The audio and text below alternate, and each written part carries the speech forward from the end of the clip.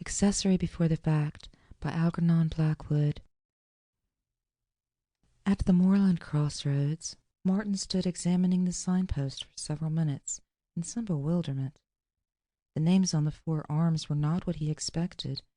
Distances were not given, and his map, he concluded, with impatience, must be hopelessly out of date. Spreading it against the post, he stooped to study it more closely. The wind blew the corners flapping against his face. The small print was almost indecipherable in the fading light. It appeared, however, as well as he could make out, that 2 miles back he must have taken the wrong turn. He remembered that turning. The path had looked inviting. He had hesitated a moment, then followed it, caught by the usual lure of walkers that it might prove a short-cut. The short-cut snare is as old as human nature. For some minutes he studied the signpost and map alternatively. Dusk was falling, and his knapsack had grown heavy. He could not make the 2 guides tally, however, and a feeling of uncertainty crept over his mind. He felt oddly baffled, frustrated. His thought grew thick. Decision was most difficult. "I'm muddled," he thought. "I must be tired." As at length he chose the most likely arm. "Sooner or later it will bring me to an inn, though not the one I intended." He accepted his walker's luck and started briskly. The arm read, "Over Literacy Hill," in small fine letters that danced and shifted every time he looked at them, but the name was not discoverable on the map. It was, however, inviting, like the shortcut. A similar impulse again directed his choice, only this time it seemed more insistent, almost urgent, and he became aware then of the exceeding loneliness of the country about him. The road for 100 yards went straight, then curved like a white river running into space. The deep blue-green of heather lined the banks, spreading upwards through the twilight, and occasional small pines stood solitary here and there, all unexplained. The curious adjective, having made its appearance, haunted him. So many things that afternoon were similarly unexplained, and the short-cut, the darkened map, the names of the signpost, his own erratic impulses, and the growing strange confusion that crept upon his spirit. The entire countryside needed explanation, though perhaps interpretation was the truer word. Those little lonely trees had made him see it. Why had he lost his way so easily? Why did he suffer vague impressions to influence his direction? Why was he here? Exactly here. And why did he go now over Literacy Hill? Then, by a green field that shone like a thought of daylight amid the darkness of the moor, he saw a figure lying in the grass. It was a blot upon the landscape, a mere huddled patch of dirty rags, yet with a certain horrid picturesqueness too, and his mind, though his German was of the schoolroom order, at once picked out the German equivalents as against the English. Lump and lumpen flashed across his brain most oddly. They seemed in that moment right and so expressive, almost like onomatopoeia words, as if they were possible of sight. Neither rags nor rascal would have fitted what he saw. The adequate description was in German. Here was a clue tossed up by the part of him that did not reason, but it seems he missed it, and the next minute the tramp rose to a sitting posture and asked the time of the evening. In German he asked it, and Martin, answering without a second's hesitation, gave it, also in German, halb 7, 6:30. The instinctive guess was accurate. A glance at his watch when he looked at it a moment later proved it. He heard the man say with the covert insolence of tramps, "Thank you, much obliged." For Martin had not shown his watch. Another intuition subconsciously obeyed. He quickened his pace along that lonely road, a curious jumble of thoughts and feelings surging through him. He had somehow known the question would come, and come in German, yet it flustered and dismayed him. Another thing that had also flustered and dismayed him, he had expected it in the same queer fashion. It was right, For when the ragged brown thing rose to ask the question, a part of it remained lying on the grass. Another brown dirty thing. There were two tramps, and he saw both faces clearly. Behind the untidy beards, below the old slouch hats, he caught the look of unpleasant, clever faces that watched him closely while he passed. The eyes followed him. For a second he looked straight into those eyes, so he could not fail to know them.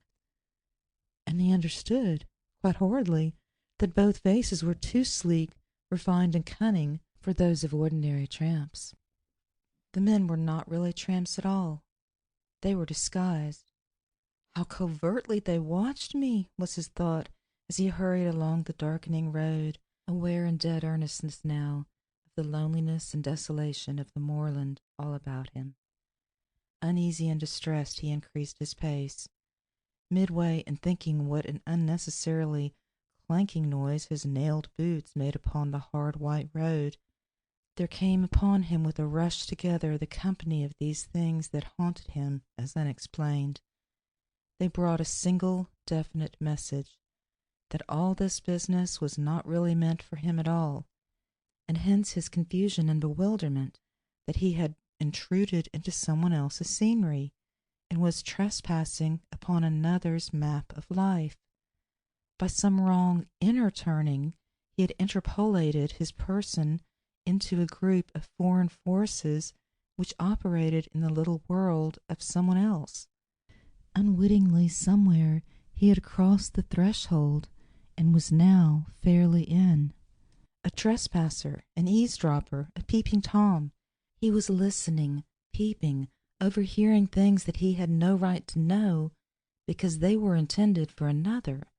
Like a ship at sea, he was intercepting wireless messages he could not properly interpret because his receiver was not accurately tuned in to their reception.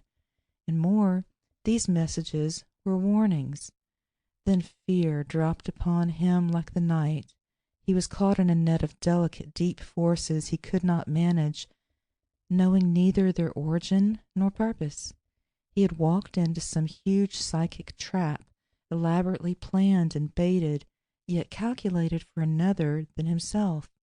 Something had lured him in, something in the landscape, in the time of day, his mood. Owing to some undiscovered weakness in himself, he had been easily caught. His fear slipped easily into terror. What happened next happened with such speed and concentration that it all seemed crammed into a moment. At once, and in a heap, it happened. It was quite inevitable. Down the white road to meet him, a man came swaying from side to side in drunkenness, quite obviously feigned, a tramp, and while Martin made room for him to pass, the lurch changed in a second to attack, and the fellow was upon him. The blow was sudden and terrific, yet even while it fell, Martin was aware that behind him rushed a second man, who caught his legs from under him and bore him with a thud and crashed to the ground. Blows rained then. He saw a gleam of something shining. A sudden deadly nausea plunged him into utter weakness where resistance was impossible. Something of fire entered his throat, and from his mouth poured a thick, sweet thing that choked him. The world sank far away into darkness. Yet through all the horror and confusion ran the trail of two clear thoughts. He realized that the first tramp had sneaked at a fast double through the heather, and so come down to meet him, and that something heavy was torn from fastenings that clipped it tight and close beneath his clothes against his body. Abruptly then the darkness lifted, passed utterly away. He found himself peering into the map against the signpost. The wind was flapping the corners against his cheek, and he was poring over names that he now saw quite clear. Upon the arms of the signpost above were those he had expected to find, and the map recorded them quite faithfully. All was accurate, and as it should be. He read the name of the village he had meant to make. It was plainly visible in the dusk, 2 miles the distance given. Bewildered, shaken, unable to think of anything, he stuffed the map into his pocket unfolded, and hurried forward like a man who had just awakened from an awful dream that had compressed into a single second all the detailed misery of some prolonged, oppressive nightmare. He broke into a steady trot that soon became a run. The perspiration poured from him. His legs felt weak, and his breath was difficult to manage. He was only conscious of the overpowering desire to get away as fast as possible from the signpost at the crossroads where the dreadful vision had flashed upon him. For Martin, accountant on a holiday, had never dreamed of any world of psychic possibilities. The entire thing was torture. It was worse than a cooked balance of the books that some conspiracy of clerks and directors proved at his innocent door. He raced as though the countryside ran crying at his heels, and always still with him the incredible conviction that none of this was really meant for himself at all. He had overheard the secrets of another. He had taken the warning for another into himself, and so altered its direction. He had thereby prevented its right delivery. It all shocked him beyond words. It dislocated the machinery of his just and accurate soul. The warning was intended for another, who could not, would not, receive it now. The physical exertion, however, brought at length a more comfortable reaction and some measure of composure. With the lights in sight, he slowed down and entered the village at a reasonable pace. The inn was reached, a bedroom inspected and engaged, and supper ordered with the solid comfort of a large bass, to satisfy an unholy thirst and complete the restoration of balance. The unusual sensations largely passed away, and the odd feeling that anything in his simple, wholesome world required explanation was no longer present. Still, with the vague uneasiness about him, though actual fear quite gone, he went into the bar to smoke an after-supper pipe and chat with the natives, as his pleasure was upon a holiday, and so saw two men leaning upon the counter at the far end with their backs toward him. He saw their faces instantly in the glass, and the pipe nearly slipped from between his teeth. Clean-shaven, sleek, clever faces, and he caught a word or two as they talked over their drinks. German words. Well-dressed they were, both men with nothing about them calling for particular attention. They might have been two tourists holiday-making like himself, in tweeds and walking boots, and they presently paid for their drinks and went out. He never saw them face to face at all, but this sweat broke out afresh all over him. A feverish rush of heat and ice together ran about his body. Beyond question he recognized the two tramps, this time not disguised. Not yet disguised. He remained in his corner without moving, puffing violently at an extinguished pipe, gripped helplessly by the return of that first vile terror. It came to him with an absolute clarity of certainty that it was not with himself they had to do, these men, and further, that he had no right in the world to interfere. He had no locus standi at all. It would be immoral, even if the opportunity came. And the opportunity he felt would come. He had been an eavesdropper, and he'd come upon some private information, even the secret kind, that he had no right to make use of. Even that good might come, even to save life. He sat on in his corner, terrified and silent, waiting for the thing that should happen next. But night came without explanation. Nothing happened. He slept soundly. There was no other guest at the inn but an elderly man, apparently a tourist like himself. He wore gold-rimmed glasses, and in the morning Martin overheard him asking the landlord what direction he should take for Literacy Hill. His teeth began then to chatter, and weakness came into his knees. "You turn left at the crossroads," Martin broke in before the landlord could reply. "You'll see a signpost that's about 2 miles from here, and after that it's a matter of 4 miles more." How in the world did he know? Flashed horribly through him. "I'm going that way myself," he was saying next. "I'll go with you for a bit if you don't mind." The words came out impulsively and ill-considered. Of their own accord they came, for his own direction was exactly opposite. He didn't want the man to go alone. The stranger, however, easily evaded his offer of companionship. He thanked him with the remark that he was starting later in the day. They were standing all three beside the horse trough in front of the inn, when at that very moment a tramp, slouching along the road, looked up and asked the time of day, and it was the man with the gold-rimmed glasses who told him. "Thank you, much obliged," the tramp replied, passing on with his slow, slouching gait, while the landlord, a talkative fellow, proceeded to remark on the number of Germans that lived in England and were ready to swell the Teutonic invasion, which he, for his part, deemed imminent. But Martin heard it not. Before he had gone a mile upon his way, he went into the woods to fight his conscience all alone. His feebleness, his cowardice, were surely criminal. Real anguish tortured him.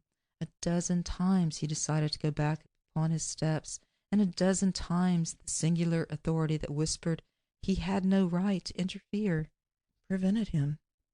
How could he act upon knowledge gained by eavesdropping? How interfere in the private business of another's hidden life merely because he had overheard, as at the telephone, its secret dangers? Some inner confusion prevented straight thinking altogether. The stranger would merely think him mad. He had no fact to go on. He smothered 100 impulses and finally went on his way, with a shaking, troubled heart.